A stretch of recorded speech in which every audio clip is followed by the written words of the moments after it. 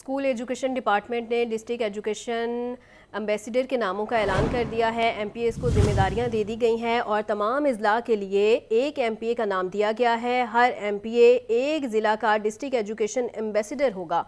अहम खबर है जिसके हवाले से आपको बता रहे हैं।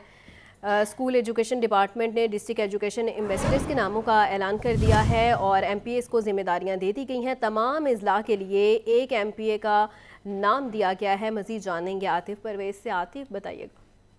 हाँ जी, बिल्कुल। ये 36 एजुकेशन अथॉरिटीज हैं और 36 एजुकेशन अथॉरिटीज में जो एमपीएस हैं उनकी बतौर एम्बेसडर जो जिम्मेदारियां लगा दी गई हैं। और जो महकमा स्कूल एजुकेशन की जानिब से नोटिफिकेशन जारी हुआ है उसमें जो लाहौर के लिए जो एहसन शराफत एमपी हैं उनकी जिम्मेदारी लगाई गई है बतौर एम्बेसडर। और इनकी जिम्मेदारियां जो है उसमें जो महकमा स्कूल एजुकेशन और हुकूमत के इनिशिएटिव हैं उनको देखना, उनको इम्प्लीमेंट करना है। डिस्ट्रिक्ट एजुकेशन अथॉरिटीज को भी जो इस हवाले से हिदायत देनी है, जो स्कूलों को विजिट करेंगे, जो कोई कमियां हैं, जो मसाइल हैं, इस हवाले से डिस्ट्रिक्ट एजुकेशन अथॉरिटीज को आगाह करेंगे और उनको हल करवाएंगे। अरकान पार्लियामेंट के बाद वफाकी वज़रा की भी मौजे लगने का इम्कान। ज़राए के मुताबिक वफाकी वज़रा और वज़राए मुमलिकत की तनख्वाहों में इजाफे की समरी तैयार कर ली गई। अलाउंस और तनख्वाहों के एक्ट 1975 में तरमीम का फैसला।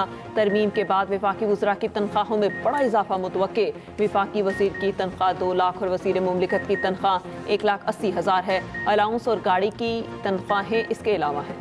50% से ज़ायद इंटरव्यू से पहले ही फारिग। महकमा स्कूल एजुकेशन ने अप्लाई करने वाले पहले 5 से 10 उम्मीदवारों के इंटरव्यूज की हिदायत कर दी। हर स्कूल में एक पोस्ट के लिए 50 से 70 उम्मीदवारों ने अप्लाई किया। महकमा स्कूल की शराइत से हजारों उम्मीदवार दूसरे मरहले के लिए अहल नहीं होंगे। लाहौर में इंटरव्यूज के लिए 97 कमेटियां बनाई गई। अस्सलामु अलैकुम वरहमतुल्लाहि वबरकातुहू। मुल्क भर के तमाम वफाकी और सूबाई सरकारी मुलाजमीन के लिए अच्छी खबर यह है कि बजट 2025 में पे स्केल रिवाइज होंगे। अब ये तकरीबन कंफर्म हो गया है। कैसे कंफर्म हुआ है मैं डिटेल बताता हूँ। लेकिन पे स्केल रिवाइज होने का रिटायरमेंट लेने वालों को अब भी कोई फ़ायदा है कि नहीं, क्योंकि पहले इंतज़ार किया जाता था पे स्केल रिवाइज होने का, लेकिन अब 1 जनवरी 2025 को पेंशन कैलकुलेशन फार्मूला तब्दील कर दिया गया। वफाक में 24 माह की एवरेज पे पेंशन कैलकुलेट होगी, पंजाब में 36 माह की एवरेज पे पेंशन कैलकुलेट होगी। तो अब क्या बेनिफिट होगा जी रिटायरमेंट लेने वालों का? जिनकी 60 साल उम्र हो गई है उनके पास तो कोई ऑप्शन नहीं है, लेकिन जिन्होंने इससे पहले रिटायरमेंट लेनी है वो ज़रूर सोच समझ के फैसला करें।